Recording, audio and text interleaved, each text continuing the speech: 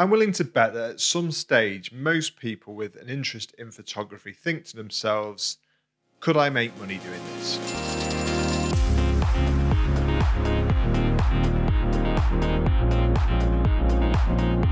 And as the digital space around us continues to evolve, the ways in which we can potentially earn money from photography are increasing all the time.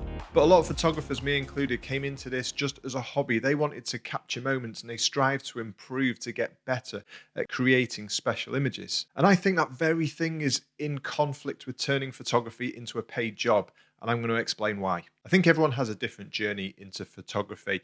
And mine was a hobby that I lost. I think I got it from my dad, who got it from his dad. And I love taking pictures of a kid because my dad used to enjoy doing that and showing me the pictures he'd taken.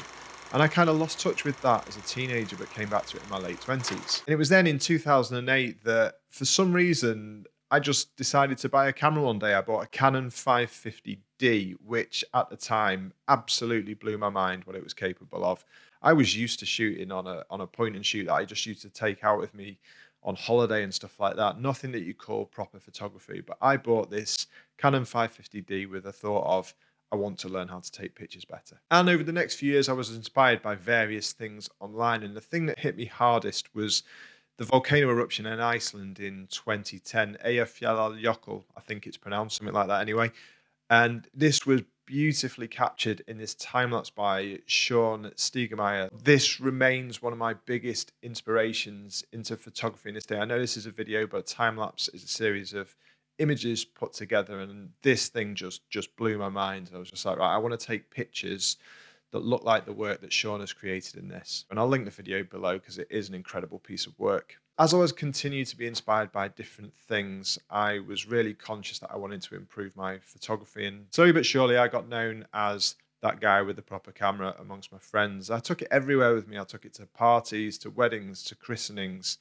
And I was just trying to improve and capture special moments. And this is kind of the early days of social media. But as I was sharing my images, I was getting a few more likes and a few more comments. People noticed, and I started to get offered the odd freelance job just from things I was posting on Facebook. And I also got people asking, will you shoot my wedding? Paid work! Amazing. At this point, my dreams of becoming a professional photographer slowly blossomed into life. I was looking at amazing photographers online and seeing the lives they lived doing what they loved. And I thought, yes, this is the life for me. But then without even really noticing, I'd gone from complete freedom to being at the mercy of paying clients. Not really on the phone, it's just acting. And whilst getting paid to do what you love sounds absolutely incredible, it adds pressure, it adds expectation, and it adds stress.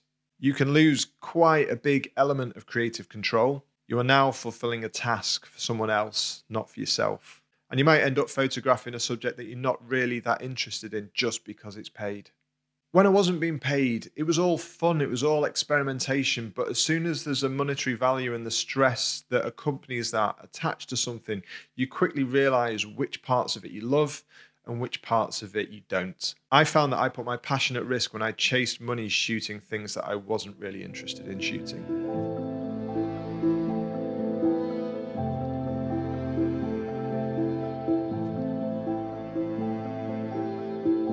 As my work continued over the years, my job progressed from freelance to wedding photographer to full-time in-house studio manager, and then back to freelance again.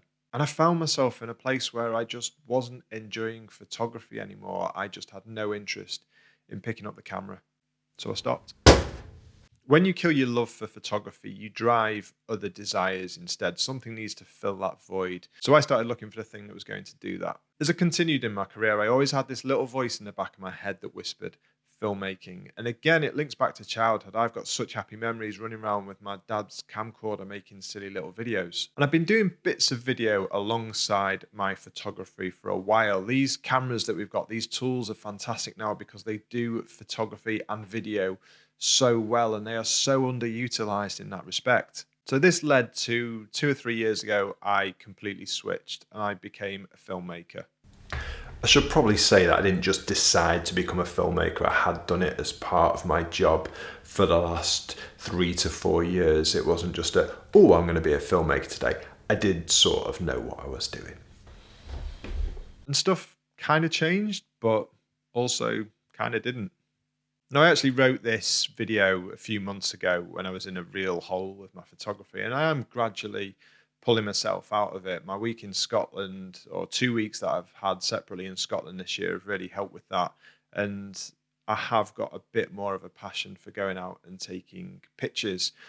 But it's really filmmaking where all my efforts seem to be concentrated now. And if I want to improve anything, the first thing I look at is how can I improve my filmmaking rather than how can I improve my photography. I still take photos, obviously, just nowhere near as many as I used to. As a filmmaker now, I am much more aware of what I say yes to. I understand the dangers of saying yes to something that you don't really want to do. And filmmaking in general, using a camera, making videos, telling stories is something I love doing. But when combined with a subject I've got no interest in, the passion just goes, and it's really hard to motivate yourself to do that thing. So that is always in my mind when I'm considering making a video, when I'm considering taking on a job. I'm always thinking, is this something I'm passionate about? Is this something I want to do? Because I know that if it's not, I'm only going to damage my progress as a filmmaker. And that in turn goes for photography as well.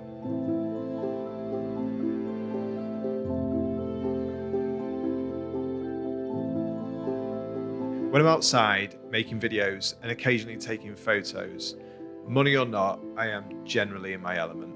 Find what you love to photograph or to film and focus on, no pun intended, capturing that. And if you can get paid for that without sacrificing your values and being able to maintain the love of the medium, absolutely go for it.